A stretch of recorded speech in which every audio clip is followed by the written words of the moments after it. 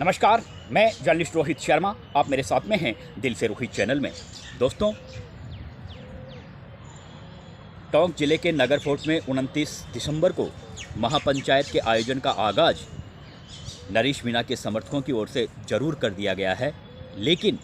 क्या ये महापंचायत के आयोजन की अनुमति जिला प्रशासन देगा? अभी इस बात की भी स्थिति क्लियर नहीं हुई है। और क्या अनुमति देते समय जिला प्रशासन की ओर से सभा में आने वाले लोगों की संख्या निर्धारित की जाएगी? इसके बारे में भी अभी ऐसा कुछ जानकारी सामने नहीं आई है। हालांकि सभा करने का अधिकार है, लेकिन हो सकता है जिस तरह से सोशल मीडिया पर जो इस सभा के आयोजकों की ओर से कई तरह के बयान दिए जा रहे हैं कि ये एक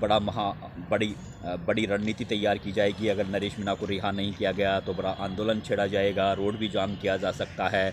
जिला कलेक्ट्रेट कार्यालय का घेराव किया जा सकता है। इस तरह की बातें जिस तरह से सोशल मीडिया पर महापंचायत के जो आयोजकों की ओर से जिस तरह के बयान आ रहे हैं, तो क्या इन बयानों को जिला प्रशासन ने गंभीरता से लिया है? टोंक जिला कलेक्टर भी वही हैं, सौम्या झा। आपने देखा होगा कि जो समरावता का जो कांड हुआ था उस समय सौम्या झा ही कलेक्टर थी और उन्हीं को मौके पर बुलाने की नरेश मीणा मांग कर रहे थे, लेकिन जिला कलेक्टर महोदय मौके पर नहीं आई थी। अभी तक उन्हें बदला नहीं गया है और शायद ये नाराज़गी भी है नरेश मीणा के समर्थकों को कि नरेश मीणा को तो 1 महीने से ज़्यादा हो गया है जेल में बंद हुए, लेकिन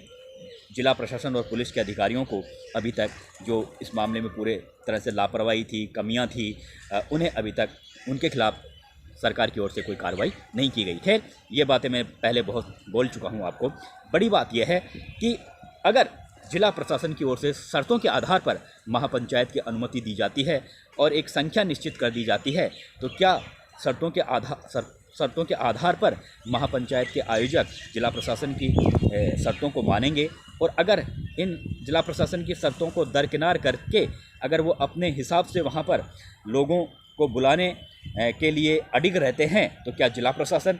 बड़ी संख्या में लोगों को वहाँ पर सभा स्थल पर पहुँचने देगा? इसके लिए जिला प्रशासन और पुलिस मिलकर क्या कदम उठाएंगे, ये भी देखने वाली बात होगी। और आप सबको पता है कि जब जिला प्रशासन और पुलिस की ओर से सख्ती की जाती है तो फिर वहाँ पर एक विद्रोह के हालात पैदा हो जाते हैं, अशांति का माहौल अपने आप ही पैदा हो जाता है। तो ये जो तमाम तरह के सवाल हैं, मैं इन सवालों को इसलिए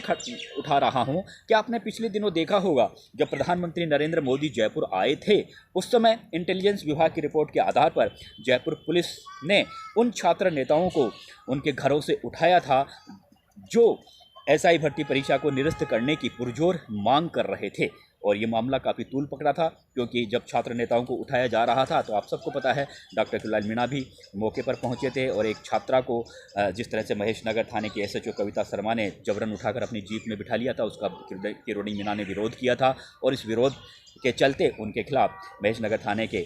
रोजनामचे में किरोड़ी मीणा के खिलाफ रपट भी दर्ज की गई थी कविता शर्मा एसओसी की ओर से। और ये मामला काफ़ी तूल पकड़ा था और उस समय किरोड़ी मीणा ने कहा था कि इंटेलिजेंस विभाग ने गलत रिपोर्ट दी है, क्या मैं प्रधानमंत्री नरेंद्र मोदी की सभा में जानबूझकर व्यवधान पैदा करूंगा? आखिर ऐसी इंटेलिजेंस विभाग ने जो ऐसी शंका पैदा क्यों की और इस तरह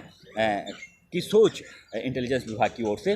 उनके प्रति क्यों रखी गई? ये तमाम तरह की बातें थी। तो अब जिस तरह से सोशल मीडिया पर आपने देखा होगा कि नरेश मीणा के जो समर्थक हैं, चाहे वो मुकेश मीणा हो जो टोंक जिला सरपंच संघ के अध्यक्ष हैं, प्रहलाद गुंजल हों और बहुत से जो नेता हैं, वो जिस तरह से इस महापंचायत को सफल बनाने के लिए गांव-गांव जा रहे हैं, ढाणी-ढाणी जा रहे हैं, लोगों को इस सभा में आने के लिए पीले चावल तक बांट रहे हैं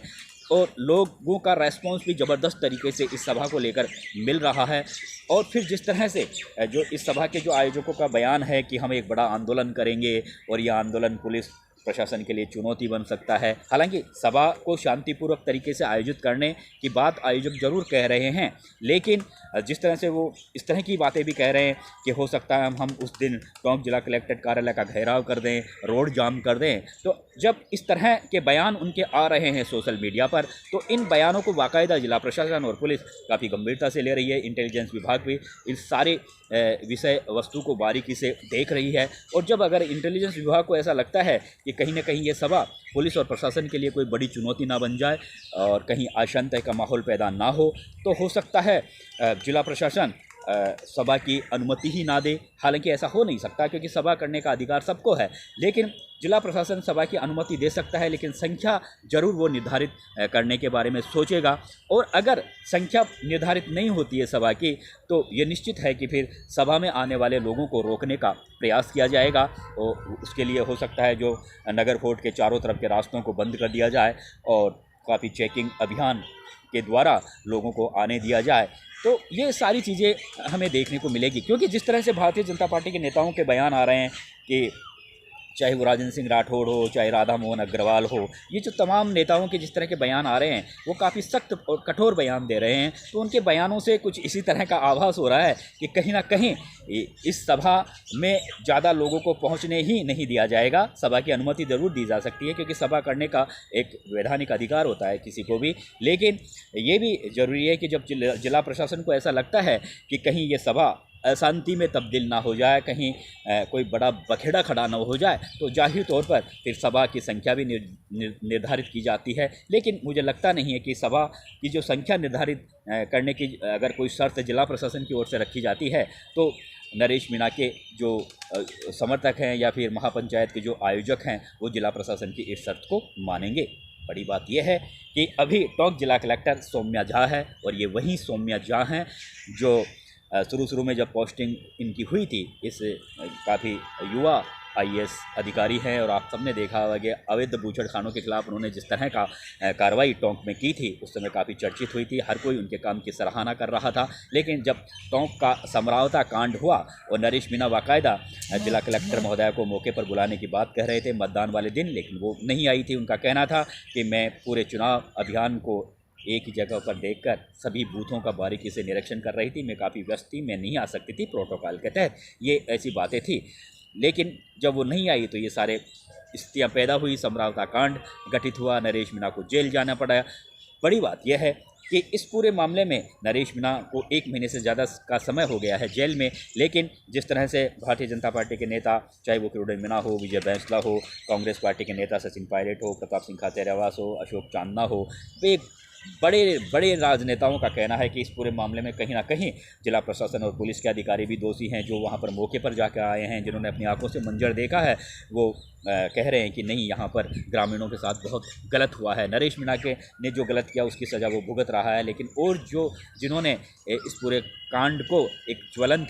जलियांवाला बाग कांड की तरह बना दिया, उनके खिलाफ भी कार्रवाई होनी चाहिए। लेकिन वो कार्रवाई नहीं हुई। जिला प्रशासन और पुलिस के अधिकारी जो पहले थे वही अभी हैं। इसीलिए अब जो जिला कलेक्टर हैं सौम्या झा, वो हर कदम को फूंक कर उठा रही है, और वो जानती है कि कहीं पहले की जैसी स्थिति ना बन जाए। इसलिए इस बात की प्रबल संभावना है कि सभा की अनुमति नहीं दे, ऐसा तो हो नहीं सकता, लेकिन सभा की संख्या को वहां पर जरूर निर्धारित करने के बारे में शायद वो सोच रही है। और अगर सभा में संख्या निर्धारित कर दी जाती है और उसके बावजूद अगर वहां पर ज़्यादा आदमी पहुंचते हैं, तो लोगों को रोकने के लिए पुलिस की ओर से सभा में आने के लिए लोगों को रोकने का भी प्रयास किया जाएगा। और जब कठोरता पुलिस की ओर से की जाएगी तो फिर निश्चित रूप से व्यवधान पैदा होता है, अशांति का माहौल जरूर बनता है। तो ये जो तमाम तरह के जो सवाल आकर यहाँ पर खड़े हुए हैं, अब ये देखने वाली बात होगी कि क्या जिला प्रशासन की ओर से महापंचायत की अनुमति दी जाती है, क्योंकि अभी तक इस तरह की क्लियरिटी नहीं हुई है सामने। और क्या जिला प्रशासन की ओर से संख्या निर्धारित की जाती है, और अगर संख्या निर्धारित नहीं की जाती है तो उसके बाद में क्या वहाँ पर सभा में आने वाले लोगों की संख्या कितनी होगी, क्योंकि कहा जा रहा है कि राजस्थान से बाहर मध्य प्रदेश से भी बहुत से लोग आएंगे और आ सकते हैं, क्योंकि नरेश मीणा की रिहाई की मांग को लेकर आपने देखा होगा कि बाप पार्टी के 2 विधायक यहाँ पर अपने समर्थकों के साथ उस समय आए थे, धरने पर बैठे थे। और बाप और नरेश मीणा के बीच, बाप पार्टी और नरेश मीणा के बीच इस समय काफ़ी अच्छे राजनीतिक ताल्लुकात है। बाप पार्टी लगातार नरेश मीणा के समर्थन में खड़ी हुई है। इसलिए हो सकता है मध्य प्रदेश में भी जिस तरह से एक